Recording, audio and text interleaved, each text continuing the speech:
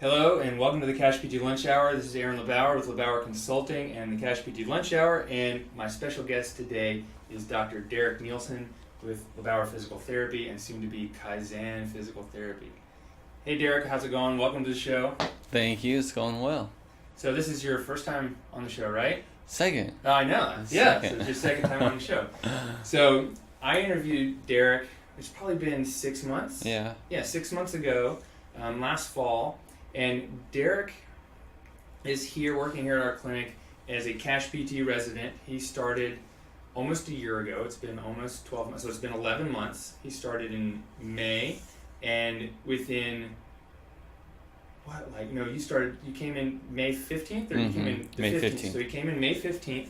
We spent 2 weeks. Derek didn't quite have his license, but it was probably the best thing that happened to him, he says. We did a lot of training that week. We went to SSPT Live and came back. Derek started treating patients, and then within a month, I was gone for 2.5 weeks, right? Mm-hmm. So Derek's been kicking butt and doing really well, and we had him on the show 6 months ago to talk to him about what he had learned up to that point. So if you haven't listened to that episode, be sure you go back and check out that episode too. So today, I've got some questions for Derek, and we're going to talk about where he's at right now, where he's going. So a lot of the questions are going to be the same, so that I'm going to go back and re-ask them so that we can see what's his answer, how's it different now than it was just a short time ago. And he's preparing to leave and start his own business, and I've got a new CashPT resident coming in about 2 weeks. 2 weeks. Tyler Shelton from UNC, go Duke. And so if Tyler's listening, he'll laugh at that one. So I'm a Duke fan and he's a UNC fan. So he'll be here in 2 weeks and we'll start training with him.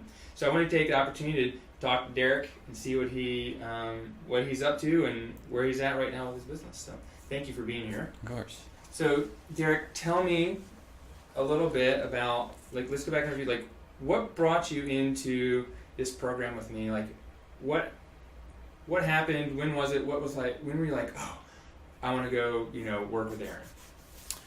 So I don't know exactly when it was during school, but I always kind of wanted to own my own business, and I didn't know how to go about it. I always wanted to own my own business, and I didn't even know the cash-based model existed. And I was thinking about how am I going to do this with insurance, and then I went on clinical rotation where I was treating. There was quite a few times where I treated 4 patients at once, and I was like, I can't do this. This is too much. I'm not going to school for 7 years to sit here and say, you do this exercise, you do this exercise. I could just, I could go to a weekend course and be a personal trainer to do that. So I started looking around okay, what are my other options? Because I don't want to work in something like this in a mill. And I had followed Greg Todd for a while. I had seen your stuff out there for a while, and I saw that you run the cash-based model. You treat one-on-one. I was like, that's what I want. I want to treat one-on-one and give people better care. And then I listened to one of your webinars, and then I ended up reaching out to you and saying, hey, I know you're a consultant, but I don't want to buy your product. I want to be your employee. And went from there and interviewed me, and ironically, luckily enough, you were looking for an employee. Yeah. So went from there. Yeah, awesome. And then, so what was the thing that, what was your first, once you got here, what did you think you were going to learn, and what did you actually learn? What were you expecting to learn, and did you learn the same, did you learn that, or did you learn something else? I didn't expect I didn't know what to expect. I mean, not only was I not used to the cash-based system, that one-on-one treatment, but I also wasn't used to anything because I was fresh out of school. So I had no idea what to expect. I will say that it was a lot slower than I expected. Not like patients, but in regards to, okay, we take our time with patients. We don't, sometimes I felt rushed and hurried, and you'd always be like, dude, it's okay. Relax, it's totally fine. If we don't, because I would want to, when I started first treating patients, I would want to treat, they come in with shoulder pain, neck pain, low back pain, and you're like, we sometimes we can only get to one area. That's just the way it is, just take it slow. So I would say that's the thing that I learned most was just to relax. And I think people understand because most of the patients that we see have been to somewhere else. And when they're not getting results and then they come here and we're just a little bit slower and really thorough with stuff, I think they're totally fine with it. Yeah. If you get a patient that's not been to somewhere else and doesn't know what physical therapy is, I think that there can be that chance that they're like, well, this is, you're being really slow with stuff and what the heck. But when the majority of your people come from somewhere else that they haven't gotten better, I think they're more than willing. So I would say that's the one of the first things I noticed was just how relaxed it is. Mm-hmm. Mm-hmm. So.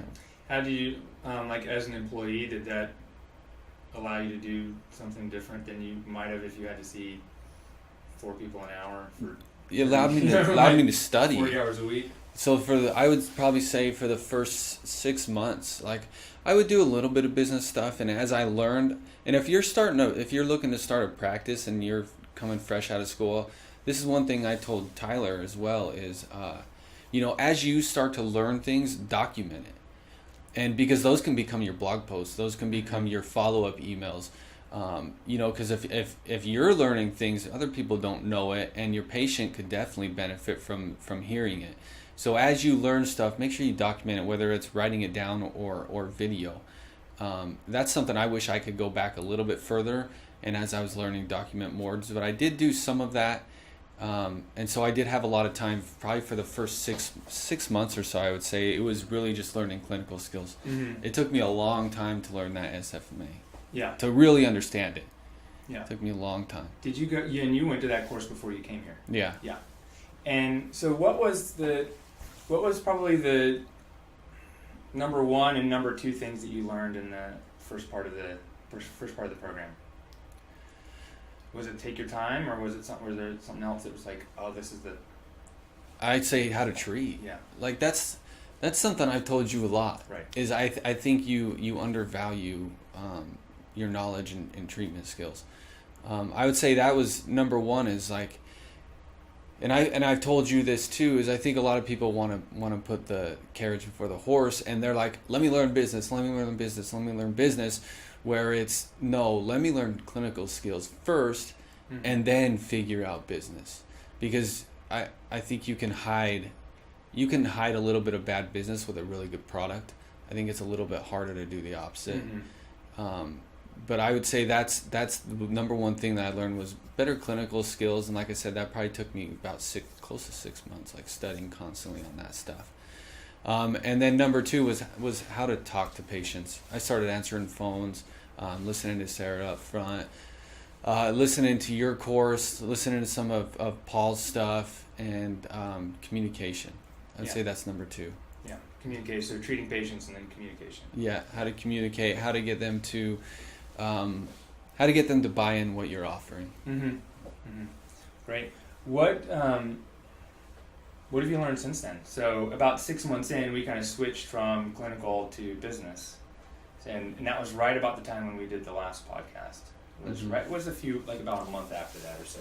What would you say is, has been the things that you've learned, in growing your own business, creating your own business? What are the most important things that you've learned? Oh, I don't know. The most important. I think it's knowing your options. Mm-hmm. Really, I think has been the most important thing. It's because I'm not going to be an expert in anything. I'm not going to be an expert in doing a workshop, or I'm not going to be an expert in doing a podcast, or an expert in anything like a webinar or going and talking to people. But I think that what the second half of the 6 months has allowed me to do is study a little bit of everything, and then kind of get a global picture of, I can see myself doing this, or I can see this working here. Mm-hmm. And then just continue to hone down on okay, I see it working here. So I'm going to go, for instance, I'm going to go and talk to a gym, and I'm going to go present to them. I'm putting together a presentation for them. And I've been studying some about, how do I make a presentation that's not just beneficial obviously my end goal is to go in there and try and get patients. Mm-hmm. But also you want to present it in a way that is beneficial to them. Right. And so I've been really coming in and reading some material on, how to build a presentation that isn't only beneficial for the end goal that I want, but it also is beneficial to those that are listening to it. Mm-hmm. So stuff like that. Yeah. All right. Have you gone to? But you're still going to clinical. You're still doing clinical learning right now too. Right. Yeah. Yeah. But it's slowed down a little bit. Yeah. And what are the? I guess. What are the first things that you did? Like once we transitioned, and you said, okay, now I'm going to start focusing on my business. What were the first things that you did to get that ball rolling? Started building a website. Mm-hmm. and building emails. Like emails, I started doing that pretty immediately. Started like I said, documenting, because you don't want to go back and have to just hurry and rush those things out. It's just a lot easier to, when you have an epiphany, or you have a patient that mentions something to you, or you have this reoccurring theme with patients that come in with some sort of pain or something. Make sure you document it.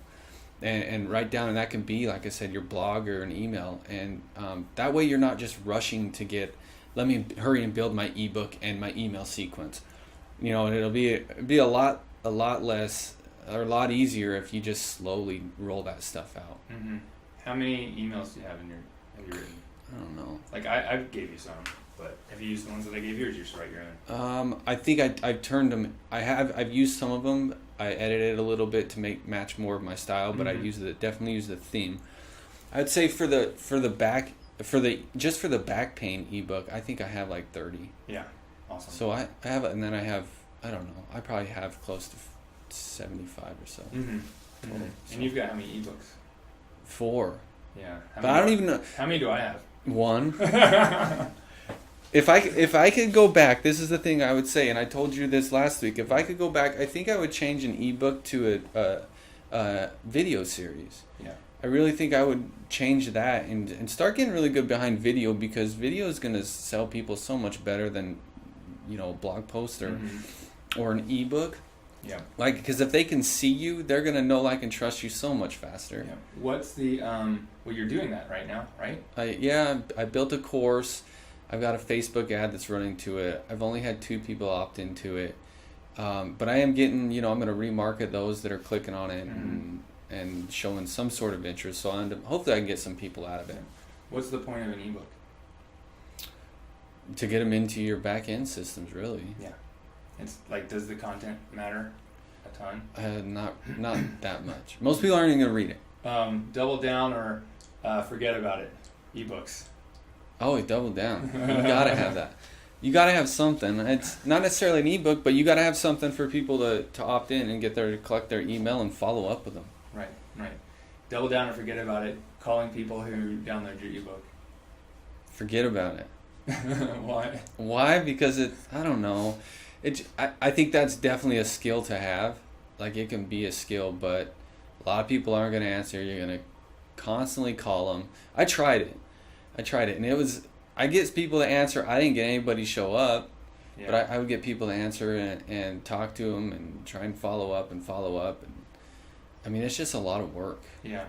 If you had no patience, double down and forget about it. Forget about it. Still. Yeah, you're gonna do your work something. What would you do instead? Network. Yeah. I'll go out and network, try and get in with I'll try and get in with people that can send me not just one patient, but multiple. So what about the person? What are you going to do with the person who downloaded your ebook?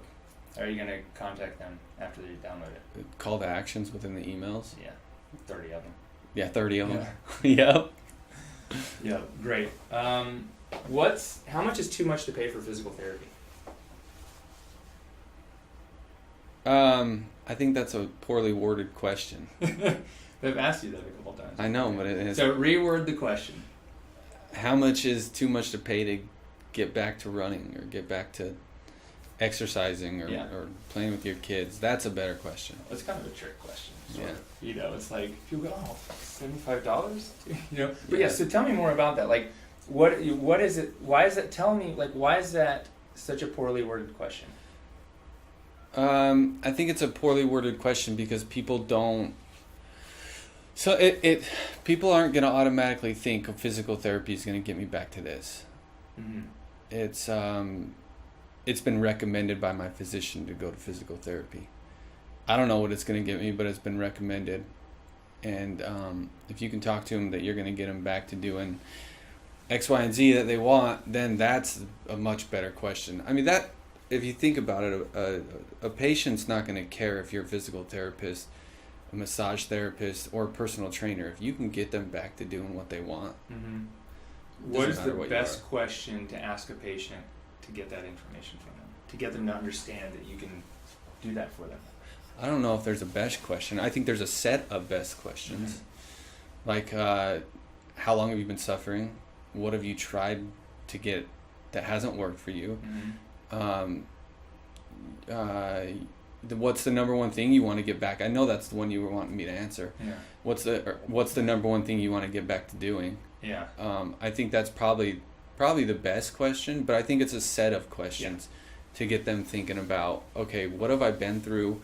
What do I want to get back to doing? How much? And I don't know. Here's another one I've learned recently, working with my coaches, is when you get that thing, like when you find out the thing that they want, the number one thing, you say, why is it so important to you? What does that mean? Like, what does that mean to you? Yeah. You know, and people go, oh yeah, right. It just brings that value thing. Mm-hmm. Yeah. Yeah. Awesome. What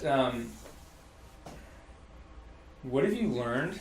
Like, I don't know if we've asked this, but what have you learned that you didn't really expect to learn in the last few months? Like, so I know that you said that I undervalue the clinical stuff, but from the beginning, like teaching me that, which I understand it's valuable, but at the same time, it's like, yeah, I've been doing it for so long, but that I was like, yeah, I'll just teach you this stuff. But what have you learned in the last 4 or 5 months that you didn't expect to learn?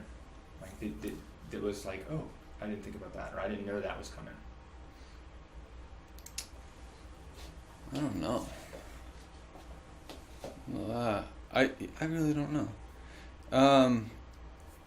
I didn't expect to learn that knowing business is probably, this kind of goes back on a little bit what I said, but I think it's as equal or greater of importance than clinical skills. Like learning business, if you do have a good product, it does go back a little bit on what I said, because if you do have a good product, it can cover up some poor business skills. But if you have a mediocre product, you can make it rich if you have great business skills. Yeah. So I would say that business is as equally or probably even more important than once you get the treatment skills, the product dialed, business is more important than continuing to perfect your product. Yeah. That is what I learned is that I thought I would go to continuing ed, like let's go learn a new skill, let's go, and now I'm like, no, I'm getting patience better. Yeah. I just need more patience. Right. That's really what it comes down to. Right. What where do you see yourself in 5 years? On a beach. Blue water? Blue water. White sand? I don't know. I don't know exactly. 5 years, so I'm hoping. At this point, what I think I would really like to do is end up having personal trainers under me and a gym. Mm-hmm. And me be the PT when they need me, and then have them probably rent space out of a gym that I own. Mm-hmm. I think that in 5 years would be a great goal to have. Yeah. So since we talked last time, where you're going is a little different. So when we chatted in October, you're like heading back to Utah. Now what are you doing? I'm staying in North Carolina. North Carolina, so Durham. It's like a 45-minute drive from here. Mm-hmm. And so tell us about what do you have set up over there? What are you working on? So I'm going into a wellness facility. I was thinking about moving to Raleigh because I wanted to go to a little bigger city. Mm-hmm. But then I found this place in Durham, which is about 25-minute drive from Raleigh. And it was just too good to pass up. It's a wellness facility that has massage, it has yoga, acupuncture, it has a naturopathic doctor, and then it has a counselor in there as well, and then now me. So it's a kind of a one-stop shop type of deal, and it was just too good to pass up. Mm-hmm. And are you renting space, subleasing? How's that working? Yeah, I'm renting a room out. Okay. I'm renting a room out. There's a couple different options I could do, but the great thing is they already have systems in place. Mm-hmm. They've already got an email list. They've got a Facebook page. They've got a scheduling software. They actually have somebody at the front desk that works like 9 hours a day. Wow. Like they have all of this stuff that I can just plop right into. Mm-hmm. So Are you going to be able to take advantage of all that? Are you going to use all their systems, or are you going to do some of your own stuff? Yeah, I'll use their stuff. Yeah, Mm-hmm. they have it. I'll use their scheduling software, their payment software. I'll still use ActiveCampaign for my email list and stuff. And then I'll probably still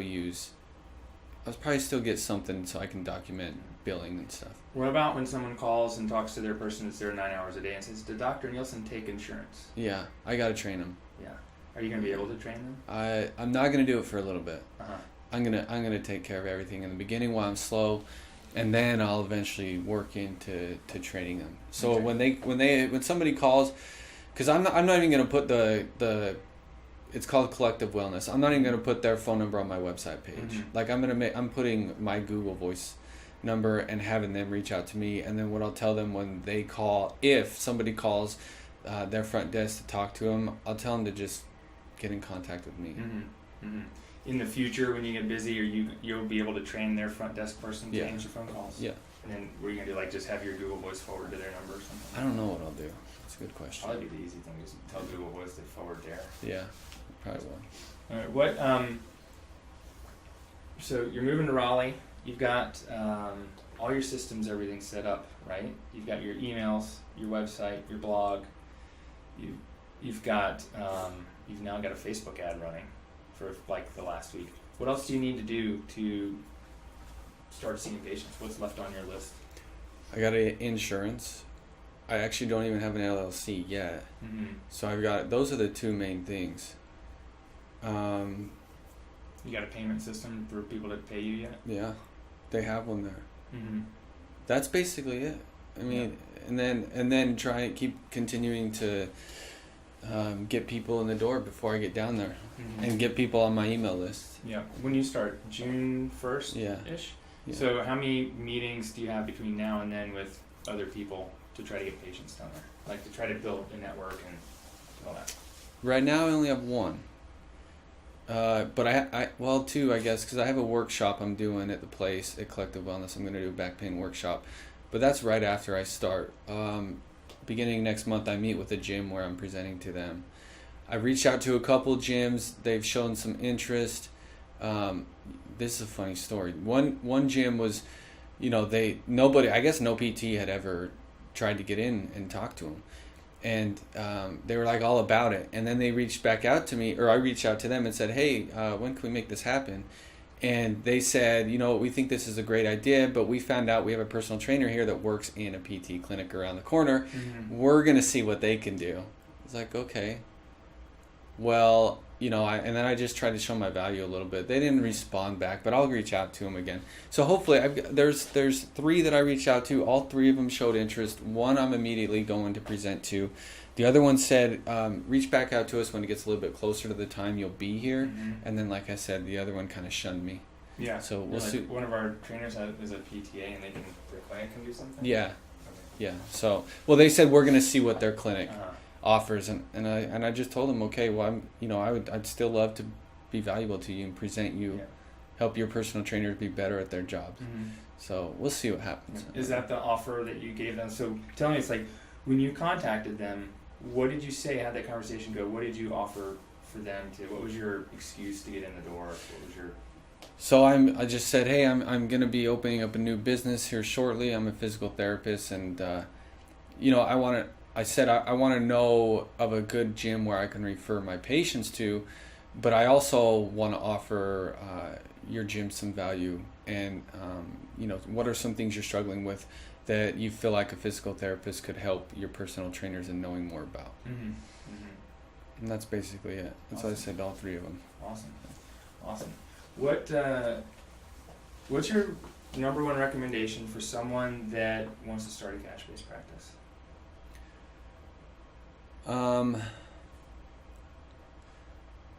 I would say my number one recommendation for cash based. Well, it depends on clinical. Like, are you solid clinically? I would say that you have to get solid clinically. Like, are your outcomes really that good? Are you working in a traditional outpatient setting? I felt like, okay, as a student, I felt like I didn't even know my outcomes because it was just I was treating so many patients, and it was people would stop showing up, or they would they'd fall off, and it was just like I didn't even really know my outcomes. I would know within that visit, okay, they feel better than when they walked in. But a lot of times I felt like I didn't even know if I was making that much of a difference. Yeah. So I would say you have to know, okay, are you comfortable treating one-on-one for an hour? Are you confident in your skills? I would say first you have to be aware of that, and then second, you have to learn business and figure out how am I going to get patients in the door. And find a mentor to help you figure out business, because PTs are horrible at that. They're horrible. They're horrible at business? Horrible. Or what are you saying about me? Yeah. Well, in general. Generally, they are. In general. Yeah. All right. In general. If you could go back and do it all over again, would you do anything different up to this point, or what would you do different? I wouldn't have learned so many special tests.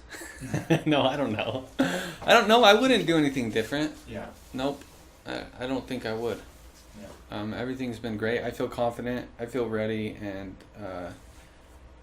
I think as long as I grind and keep pushing and trying to get patients, I feel like I have a good enough product that I'm not worried about. I'm not worried about once people are in the door what I can offer. The only thing I need to worry about is getting people in the door. Yeah. What do you think is from what you've learned so far, what do you think is the thing that other people are missing, or maybe doing wrong, or I think missing? What are they missing when they're trying to figure out how to start a practice or get new patients in the door? What are they missing? I think it's learning how to sell. I think that's probably the biggest thing. Learning how to sell, how to talk to a patient and verbalize your value and getting them to see it, and then back-end systems. Yeah. Being able to follow up with people without you doing anything. I'd say those are the two things. Awesome. Anything else you'd like to share? No, I don't think so. Okay. I mean, I'm excited to start. Yeah, I'm excited to have you start, and I'm excited to follow up with you in another 6 months to a year once you get your feet settled and everything. Thank you for being on the show. Of course. Yeah, and thank you for working here and putting in all the hard work you're doing. Yeah, I'm getting paid to be on the show, so I can't. Can't say no. Clock out. No. All right, this is for the CashPT Lunch Hour. This is Aaron LeBauer and Tarek Nielsen. Thank you guys so much. You want to go grab some lunch? Sure. You got time? All right. See y'all soon.